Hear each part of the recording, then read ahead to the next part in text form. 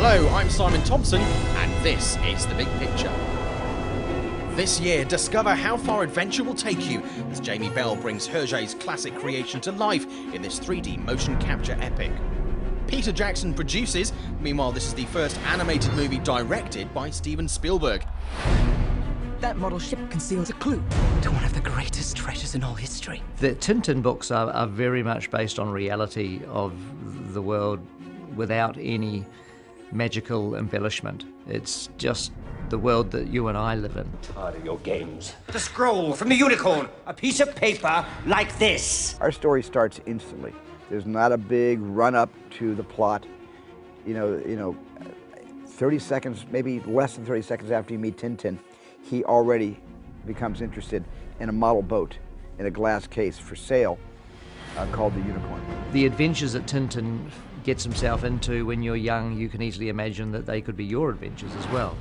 And that is one of the secrets of why they're so appealing, I think.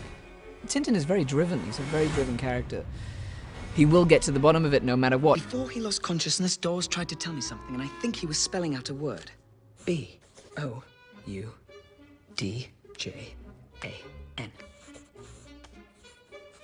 Caribou-Jean.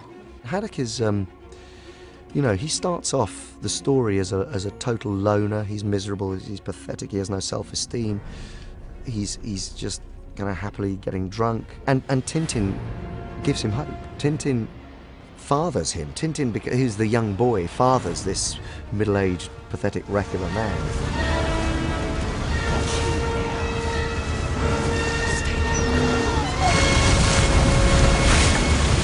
Captain Haddock was a very crucial role, and to tell you the truth, I mean, I couldn't think of anybody other than Andy Serkis to play Captain Haddock, and Stephen had never met Andy or worked with Andy before, and you know, it's difficult to imagine Gollum or King Kong being right for Captain Haddock because neither Gollum or Kong really remind you of Haddock, but I knew, knowing Andy as well as I did, I knew Andy would be absolutely terrific. You know, luckily enough, we had Andy Serkis, and who's sort of the mocap king, there to point us in the right direction. And Jamie and I know most of the other cast, so we just try to have as much fun as we possibly could and give the sort of the real sense of adventure that is attached to these books. What have you done? I lit a wee fire. In a boat! Well, this is a fine mess. It's extraordinary. What is? Worthington's have a half-price sale on bowler hats. Really, Thompson?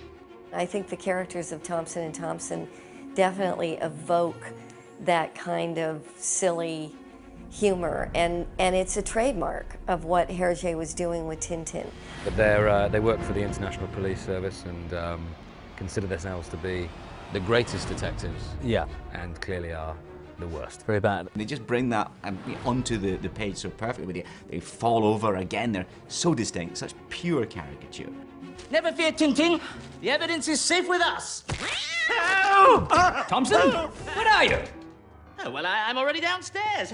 Do try to keep up. No, Daniel Craig is, again, a hugely successful, very, very talented actor. And so to have him to play Sakharine is, we're pretty lucky, I think. I based him on, you know, I just sort of took that sort of English tradition of playing bad guys and tried to make it my own, that's all. I looked at sort of older movies, but, you know, having read the books, I kind of had a good sort of idea of what the tone should be. Don't have it.